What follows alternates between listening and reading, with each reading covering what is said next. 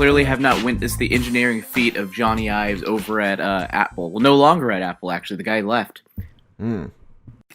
The guy who's like, oh, welcome to Apple. We have incorporated the magnificence of a buffalo and the beauty of an apple into our strongest laptop yet.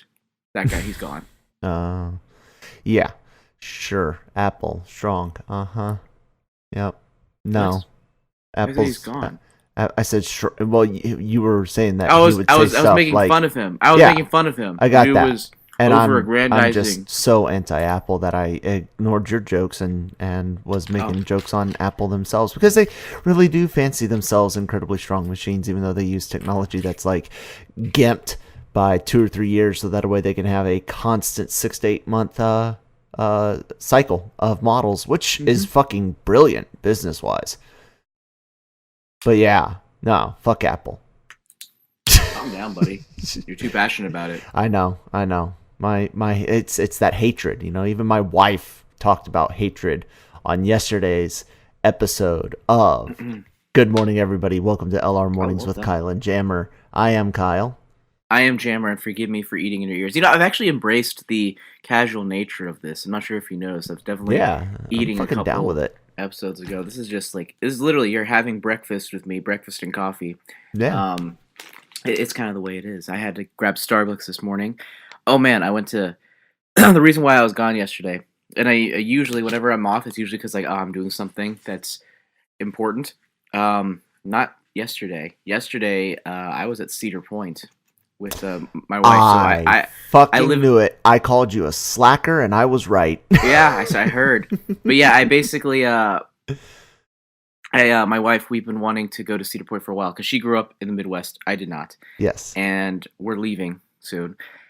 And we always made it a goal to go to Cedar Point so she could take me on her roller coasters, her favorite roller coasters. So we've lived here for almost a year.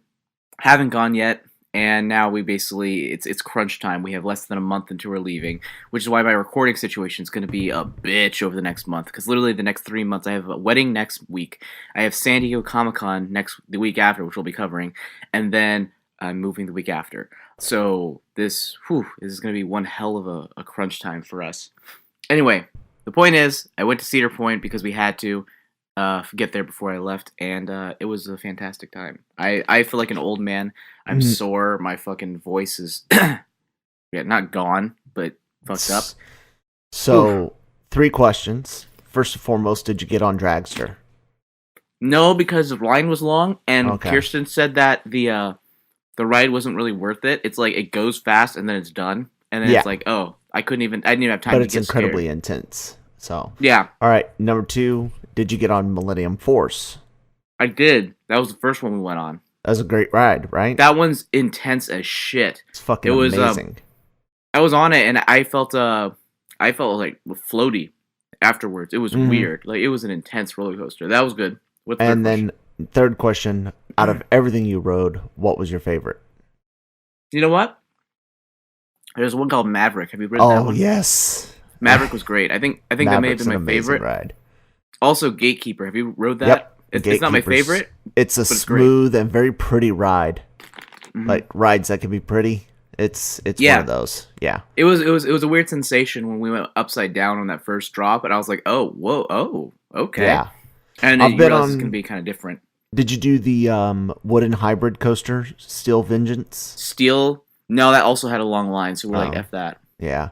See, whenever I go to Cedar Point, I go while school is still in session, like in the early summer, before shit lets out, and we'll go on like a Tuesday, and that's why we went on a Monday, is because we didn't want to go. School's out, so I know what you meant. Yeah, I know what you mean. But I mean, like the closest we were gonna get is like a Monday. Yeah, like a non-weekend, which would still be better than going on a Friday or Saturday during the summer too. So, and yesterday was perfect. So good. The weather was beautiful. Yeah. Because usually it's been either super hot or super stormy, and it was neither yesterday, so it was perfect. Good stuff, man. Good stuff. I fucking love Cedar Point, and I love Magic Mountain, and I've done them both. So I've done, the biggest and best and fastest and newest and weirdest on all of the United States of America. So Good for you, man. Truly a man of America. Yes, at least American roller coasters, which are usually made by Swiss companies. Really? I learned something. Yeah. Yep. Anyways, let's do a little bit of work, if you don't mind. Let's talk Joker. Okay, let's talk Let's Joker. talk Joker. It came out over the weekend, yesterday pretty much. That Joker, the movie coming out in October, is taking pretty much nothing from the comics. Director Todd Phillips made the comments, said that people might even be divided by it. He goes, "We didn't follow anything from the comic books, which people are going to be mad about. We just wrote our own version of where a guy like Joker might come from. That's what's interesting to me. We're not even doing Joker, but the story of becoming Joker. It's about this man." This is interesting to me because we also, had reports a month or two ago that they were writing this movie while they were filming it. And while little rewrites here and there are definitely very common in movies, oh, this line doesn't work as well as I thought it would, once you see people in costume or on the sets. The phrase writing the movie is a little bit different than rewriting scenes or rewriting a part. The phrase "writing a movie." What? Say that again. The way they worded it, writing the movie as they were filming it, is to me sounds very different than, oh, we just rewrote this one part of the scene. Where does it say were we writing the movie on set? Oh god, man, it was a. Or was that just a rumor? That was a rumor, right? Yeah, I think it was just a rumor. It wasn't. My point is, it wasn't in this quote. No, it's not in this. I'm looking. My quote's done with this when it says it's about this man. Right. Slash Film reported Joker script was continuously. That wasn't a rumor. That was a quote from Zazie Beetz, wasn't it? Zazie Beetz. Yeah. So, and that was going into what I was saying is while there are rewrites on specific lines, specific scenes throughout a movie during its filming process, that's not uncommon. What she said, that idea that the script was being written as they're filming it, is weird. So this thing's not going to follow the comic books. It was being written while it was being filmed. Jammers. Okay, well, to be fair, it wasn't being written necessarily. You make it sound like they were just going from zero to scenes. Like they were basically saying, okay, we're going to write today's scene. They weren't doing that, to be clear. They were rewriting scenes as they were approaching them. So it wasn't being written as they were going. It was being revised as they were shooting. Right. So yeah, how does that make you feel about the film now? Honestly, it makes me more excited. I don't think we need, we have the DCEU for this stuff to go follow the comics. I think this one, they're going for something completely different, and I'm all for it. While comic faithful could understandably be upset by this, and I completely get it, I still think for this particular movie, we might not really be their target demographic. They might seriously just be going for film people more than anything. Film people and Oscar bait. That's kind of what they're going for, baby, for this one. And as long as they're doing that, they don't really need to please us. It's probably a $40 million movie. If it makes back that budget, it makes a big enough splash with audiences who don't really read comic books. I mean, it sounds stupid, but they're not going for $100 million with this, or excuse me, $1 billion with this movie.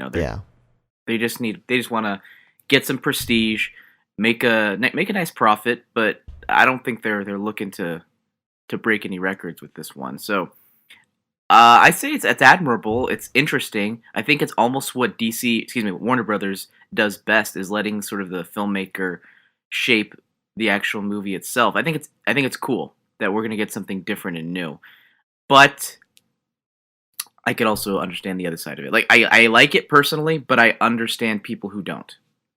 Yeah, definitely. What about you? I'm still interested in what this thing ends up as. I'm still very interested in what ends up on film. It kind of put a hole in the boat of this being part of the multiverse and potentially being getting connected to Batman in the movies some way. I still wonder if that little kid we see in the one and only trailer that's been released is a young Bruce Wayne. I think he is, based on the fact that he was reaching through like a fence. Yeah. It looked like it's gonna be yeah, what's it called? The Wayne Manor Yep. fence, I guess. And also the fact that Thomas Wayne is going to be an important character that was going to be played by Alec Baldwin. I think at the time I was like, why does everything have to be Bruce Wayne? At the time, I think I said that. But after I thought about it, I think I agree. I think it is him. Yeah. And but without following comics, I wonder if this character will connect to a Batman film in any way. Because there were people, wondering if the Batman film would have this Joker in it because of the way they're doing their disconnected, connected multiverse elsewhere, like because Warner Brothers and DC are doing weird shit right now, which is fine. So I'm okay with it if it's not going to follow the comics. I was one of those people that was like, Joker works best when he doesn't have an actual origin, like the lies you hear in The Dark Knight. That's great. I like that. The Jack Napier origin in Batman from '89 is okay. It's very 80s way of doing things, but he doesn't need to have an origin. So I was confused by that. And then we see the first images and you're like, okay, this feels and looks different. And then you get that first trailer and you're like, yeah, I'm down with it. I don't know if I'm going to like it. I don't know if I'm going to hate it, but I am interested in seeing it. And this news doesn't really keep me from being interested in seeing it. I agree. Yeah, I get more excited when I think about the trailer. I get more excited when I think about the potential for this movie. There's just, other than the rewriting on set stuff, there's been no bad news regarding any of this. They rolled it out correct. This is one of the few DC movies where it's like, from the get-go, they've done a great job of controlling the conversation. They released that first makeup test of him as the Joker, and that already was great. It had that great song playing and that awesome projector over his face, and then the reveal, it was pristine. And then the trailer, we may have had set videos and stuff, but it looked promising, all like the train stuff and then some random shoots. But then you had the trailer, and that just continued the positive narrative in my mind. So they've been doing a great job so far. They hired a great actor. They hired a director who I think is underestimated a lot of times because of his work on The Hangover, even though The Hangover is fucking amazing, like the first one. Mm-hmm.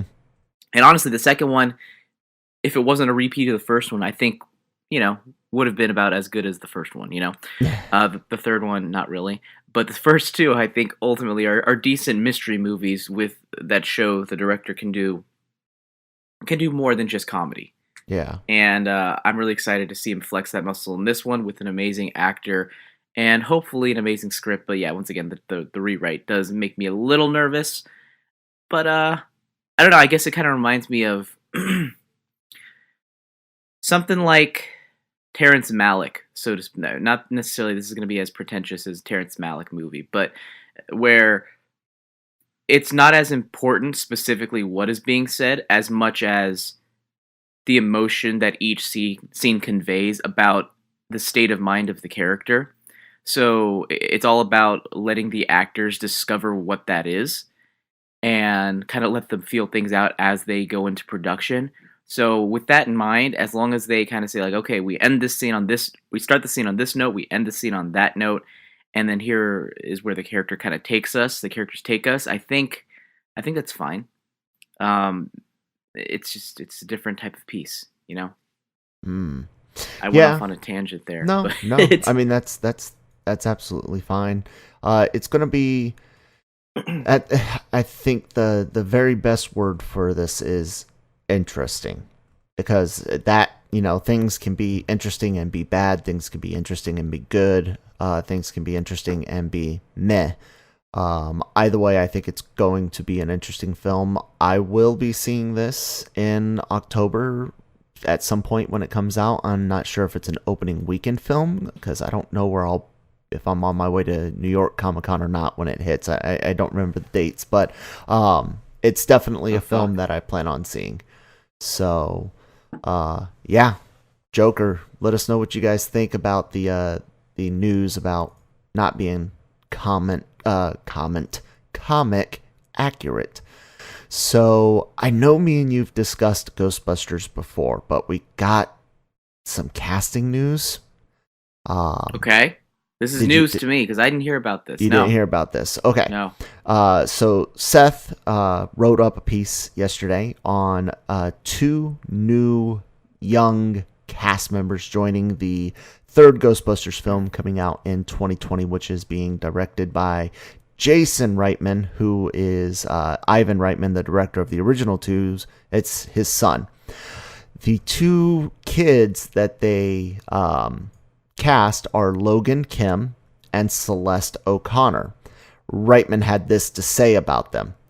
Quote, wait. Who's joining? Logan Kim and Celeste O'Connor. They're okay. Relatively unknowns. Okay. So, quote, Celeste and Logan are rare talents, and we are all grateful that they'll be lending their unique voices to GB20. Ghostbusters 2020, which is, I guess, just for shits and giggles online. No, that's the name. That's what they're calling it. That's okay. I didn't realize that was going to be the official title. Yes. That's okay. Yeah. Anyways, okay, it's a fucking title. Get over it. Move on. These 2 newcomers are kids. They're very young kids. I'm trying to look up Logan Kim age right now, and I can't find anything, but he looks like he might be 13. Okay.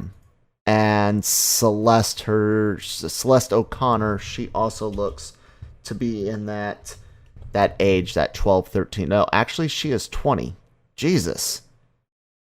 I feel like I'm aging like fucking milk because she doesn't look 20. She looks like a kid. I thought she was like a kid. I thought she was like 13, 14 years old, but no, she's 20. Who is this again? Celeste O'Connor. All right, I'm looking this up too because I'm interested. Maybe the photo you're looking at is older. Maybe. Let's see here, Celeste O'Connor. Instagram. I mean, she looks like she could be 20.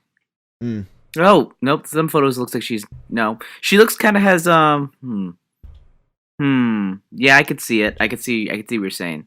She looks like a teenager. Yeah. And when they put her next to the Logan Kim kid, it makes her look even younger, I guess, because of how young he looks. But anyways, yeah, so they're definitely leaning very, very heavily into the kids aspect of this film. I mean, you just said she was 20, so... Yeah, but I have a feeling she's going to play probably like a 15, 16-year-old. I mean, they get 20s to play 15, 16 all the time. Yeah, like Peter Parker. Yeah, Tom Holland was 19 when he started playing a 15-year-old Spider-Man, I think it was. Something like that. Yeah. You know, so which is actually really good for Hollywood. Usually it's 30. Yeah. Yes. Usually it's 30. How old... You know, it's funny. I remember reading that... Tobey Maguire was actually not as old as I thought he was. I think I feel like I thought he was like 29. I think he was like 24 or 25 or something. Well, I do know, and I want to look it up real quick because most of the people that they got in Spider-Man Homecoming were relatively close to their ages. You know, within 3 or 4 years, including Tom Holland and Zendaya, they were fairly close to being high school age. They were still older, but Laura Harrier, who played Liz, was much older. She was like mid-20s playing a high schooler. So yeah, I found that interesting. Yeah, she was like 24, 25, like almost like normal Hollywood, you know. Oh, you're because I think Liz was supposed to be a year older than Peter. And so she would have been like 16, maybe 17, and she's 25-year-old actress. But anyways, yeah, so Ghostbusters 2020 is leaning into this kids thing, man. And I know I've discussed it before. It makes me nervous. It really does, because I just don't know if you get the humor about leaning it. into this kids thing. I Your phrasing is really funny. It's clear how concerned you are about this. I don't care personally. Ghostbusters. I've never understood the love. Like I understand why people like it. I don't understand why people go nuts over it. But that's just me.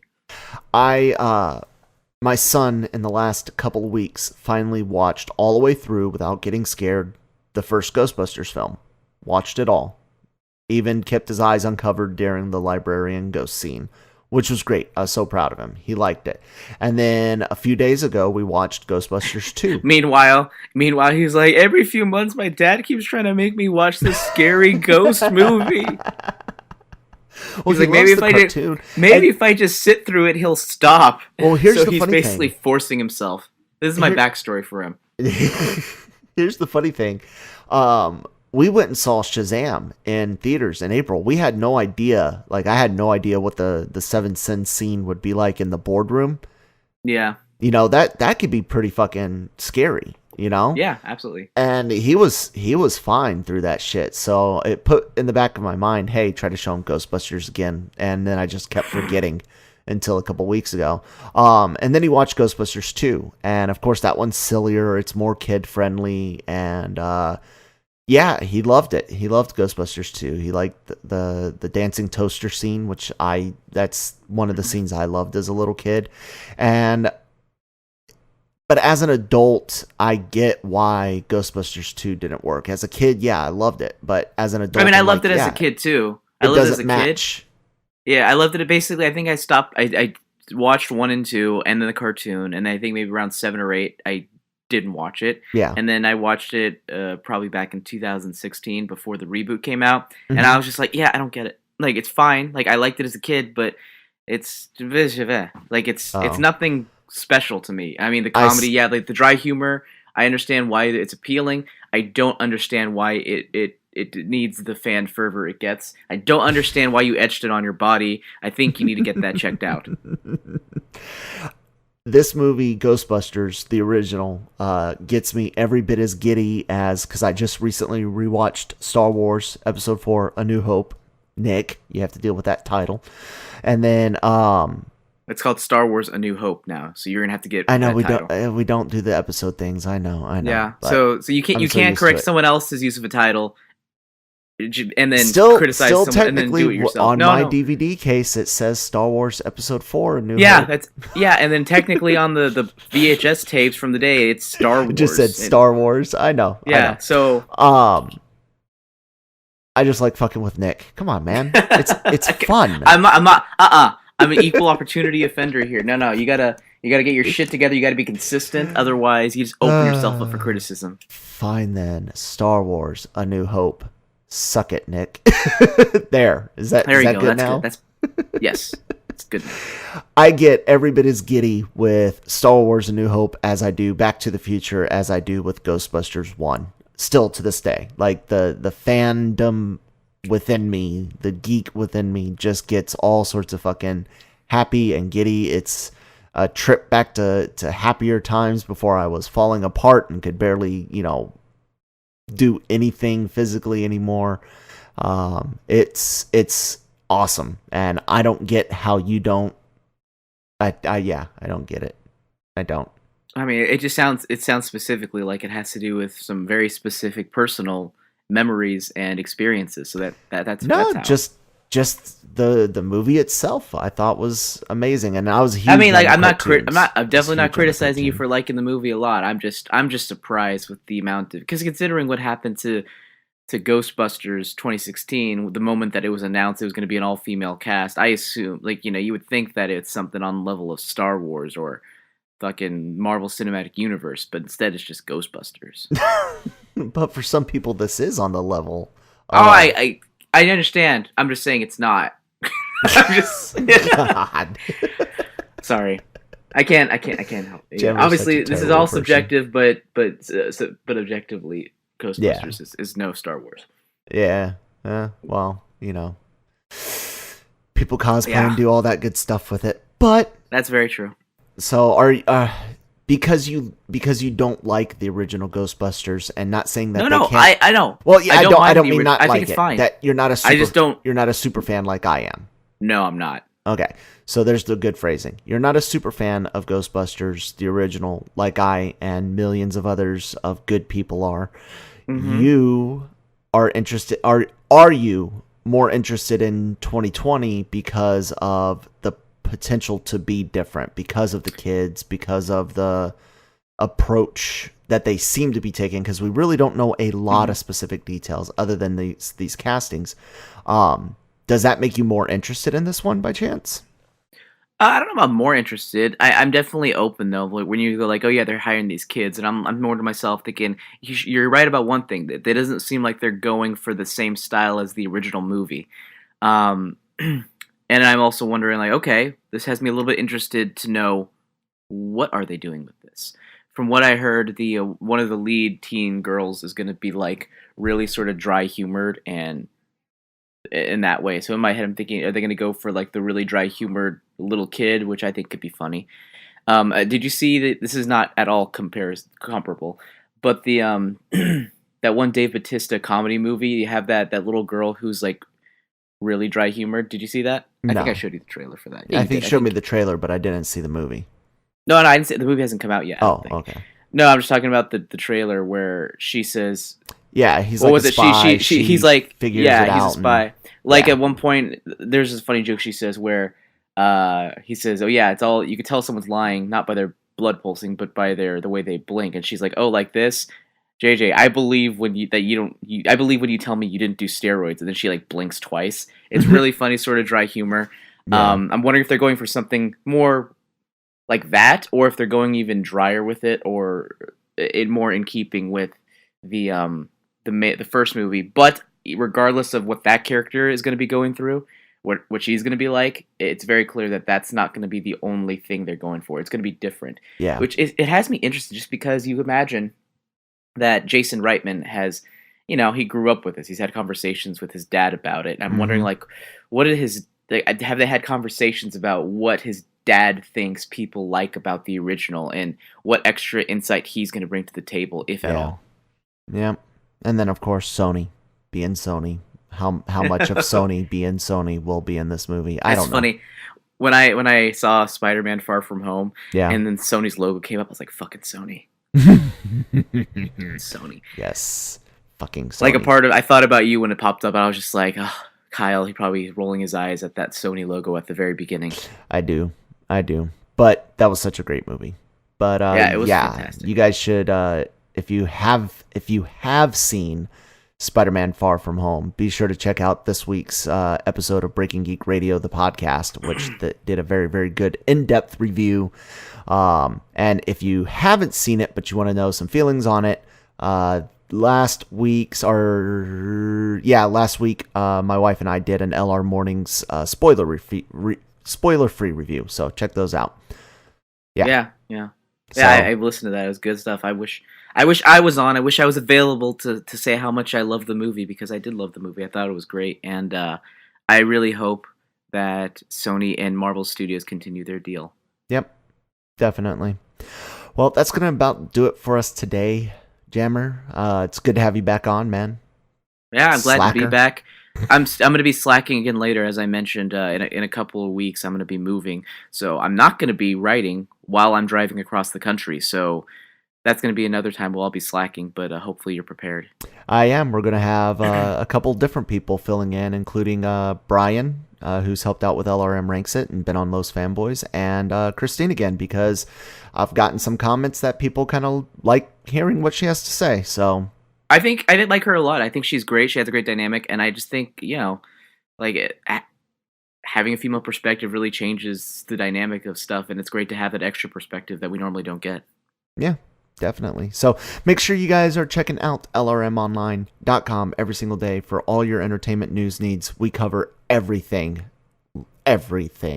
Make sure you guys are going to the YouTube channel. LR Mornings goes up there. There's celebrity interviews, there's trailer reactions, and there's new stuff coming to the YouTube channel. So make sure you subscribe to that and hit the bell so you can be notified when that new shit hits. And make sure you are checking out the LRM Online Podcast Network wherever you get podcasts, from Apple to Spotify to Google to SoundCloud. Literally Stitcher, like we're everywhere.